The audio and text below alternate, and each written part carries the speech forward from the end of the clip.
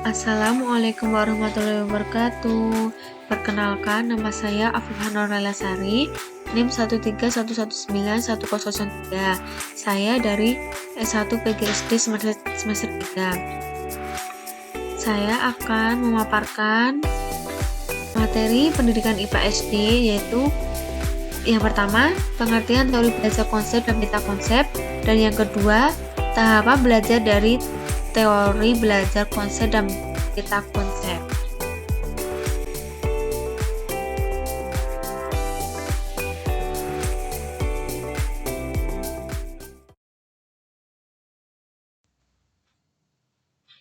Ayo, waktunya belajar, jangan lupa.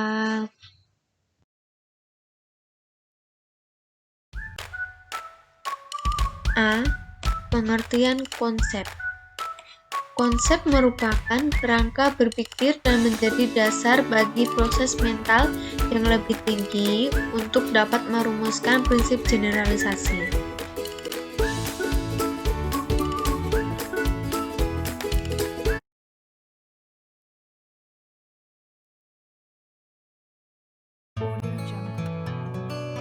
B.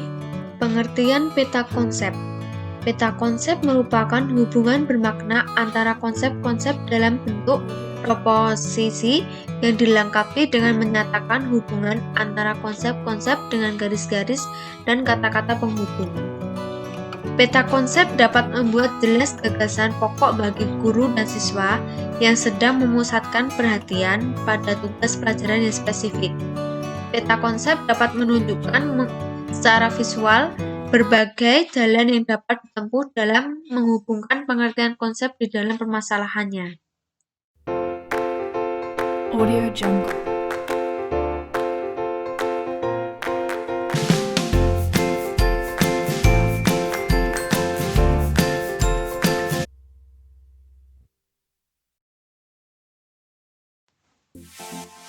Materi yang kedua, tahapan belajar dari teori belajar konsep dan meta konsep.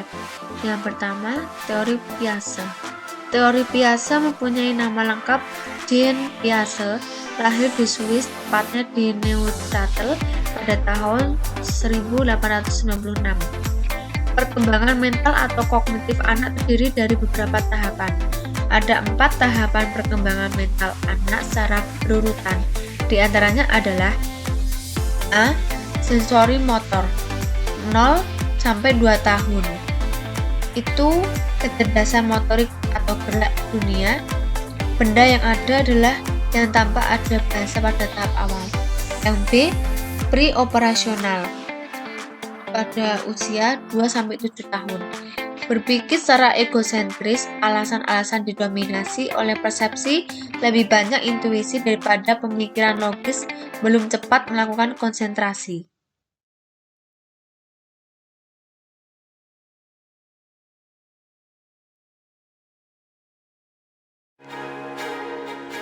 C. Konkret dan operasional berusia 7-12 tahun.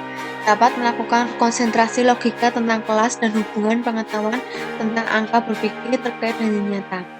B. Formal dan operasional berusia 12 sampai dewasa. Pemikiran yang sudah lengkap, pemikiran yang proporsional, kemampuan untuk mengatasi hipotesis perkembangan idealisme yang kuat.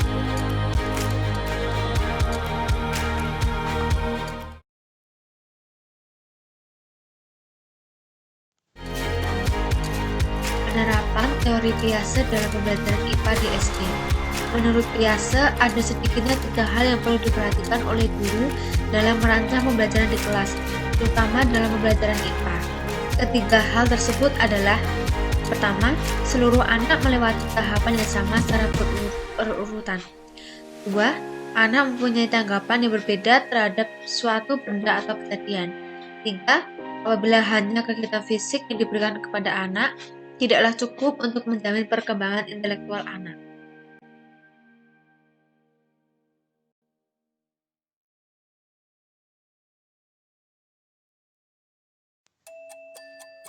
Cara pembelajaran IPA di SD berdasarkan teori Piaget.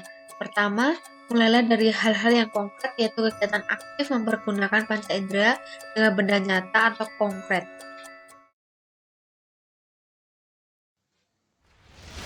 Kedua, penata awal yaitu suatu informasi umum mengenai apa yang akan diajarkan, agar murid mempunyai kerangka kerja untuk mengasimilasikan informasi baru ke dalam struktur kognitifnya.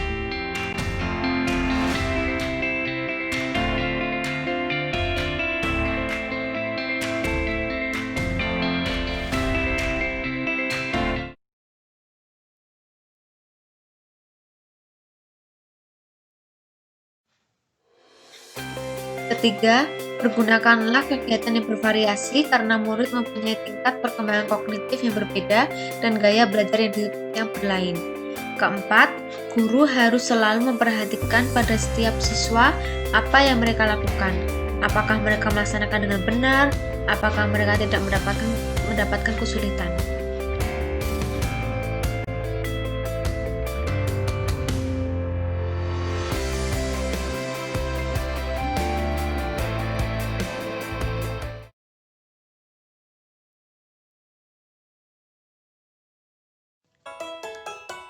Nah, selanjutnya cara pembelajaran IPA di SD menurut teori Piaget. Yang kelima, guru memberikan kesempatan pada anak untuk menemukan sendiri jawabannya. Sedangkan guru harus selalu siap dengan alternatif jawaban bila sewaktu-waktu dibutuhkan. Jadi, guru itu harus siap siaga. Yang cara keenam, pada akhir pembelajaran, guru mengulas kembali bagaimana siswa dapat menemukan jawaban yang diinginkan, memberi evaluasi di akhir pembelajaran atau memberi kesimpulan, memberi ulasan-ulasan tentang pelajarannya tersebut, apakah anak-anak atau siswa-siswa sudah paham dengan materinya belum.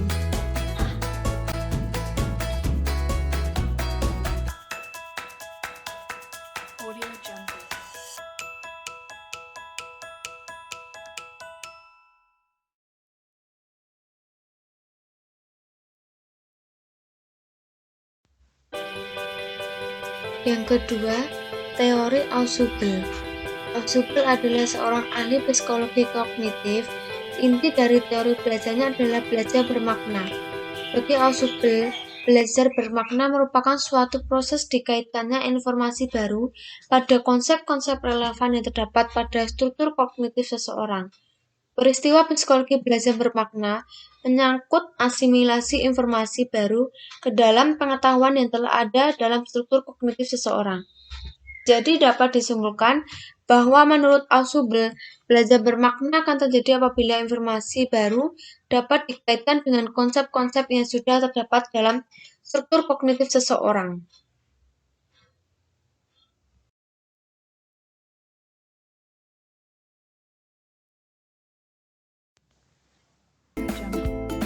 Contoh dari teori Ausubel itu belajar bermakna anak-anak yang sedang menyusun kalimat-kalimat seperti saya sedang makan dan anak-anak disuruh mencarinya, menyusunnya menjadi kalimat yang padu.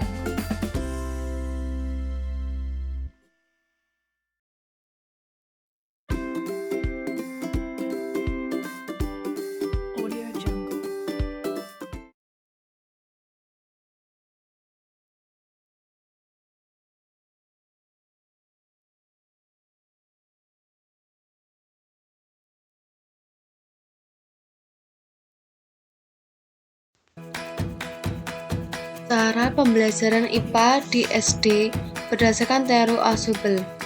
Konsep-konsep. Yang pertama, konsep awal.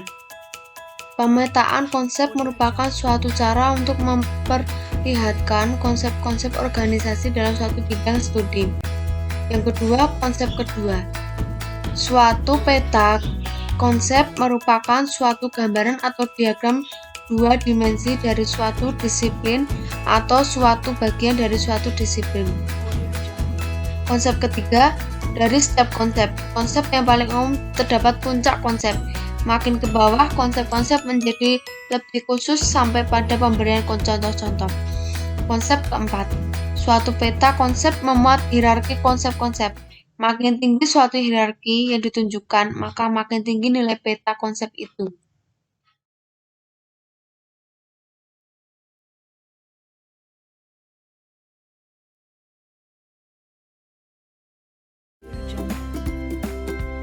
Ketiga, teori Brunner. Belajar merupakan kegiatan perolehan informasi sebagai belajar penemuan dengan cara berusaha sendiri untuk mencari pemecahan masalah serta pengetahuan yang menyertainya, menghasilkan pengetahuan yang benar-benar bermakna. Teori belajar Brunner. Brunner mengungkapkan bahwa dalam proses belajar, anak sebaiknya diberikan kesempatan untuk memanipulasi objek atau benda-benda atau alat peraga. Melalui alat peraga itu, anak akan langsung melihat bagaimana keteraturan dan pola struktur dari benda yang diperlihatkannya tersebut.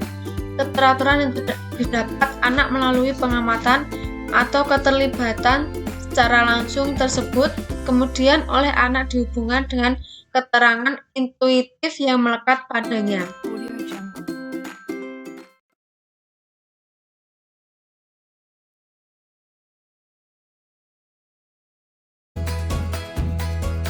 Tahap pembelajaran Brunner.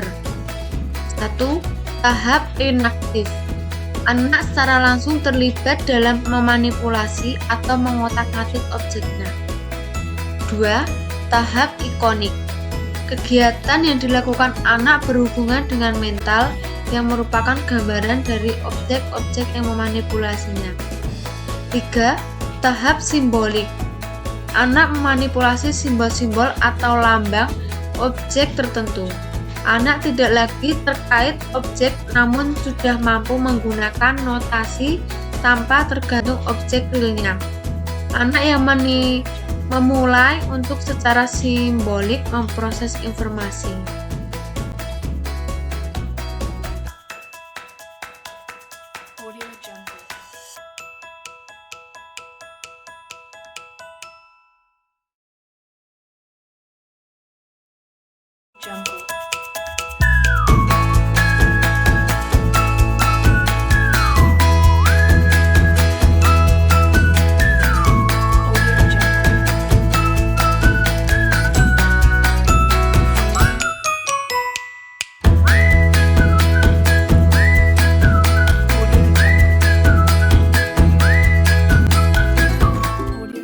Teori Brunner. Contoh teori Brunner yaitu belajar penemuan. Nah, di PPT tersebut ada gambar seorang anak-anak yang sedang melakukan atau mengamati tata surya. Ini seolah-olah ada yang menggerakkan bumi itu putar dan planet-planet yang menggunakan alat yang ada di dalam kelas atau sekolah.